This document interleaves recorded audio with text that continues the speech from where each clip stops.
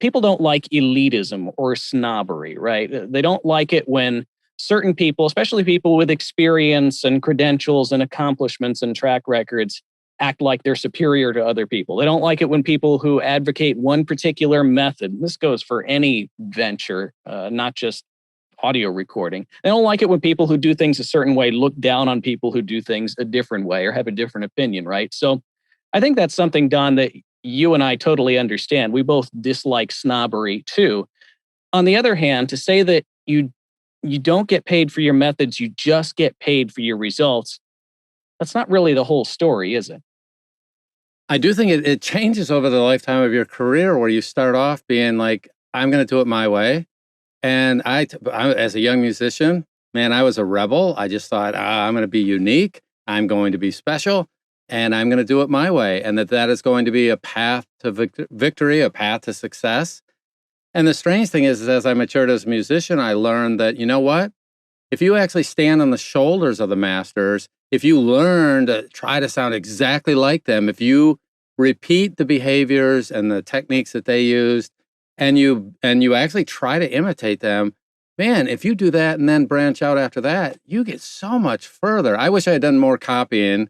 In other words, more listening to the experienced voices when I was younger. Now, that said, there's so many paths to success. But the problem that people who are more mature in this business come up against is you give a good piece of advice based on experience. So if you're a parent of 5 kids, what happens is over time you learn a thing or two about those set of kids. You don't know everything about all kids, but you do see some trends. You do see what works.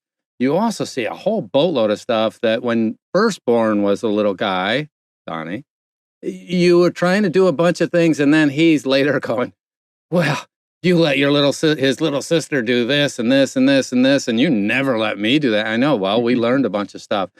So you get caught up with this. I appreciate the rebels. I appreciate the people that want to go their own path. There's nothing wrong with that.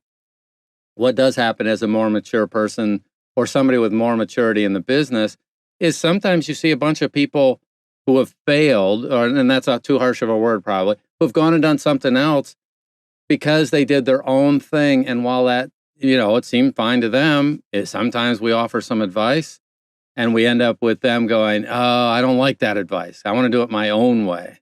And it works some of the time. And sometimes it's actually the opposite.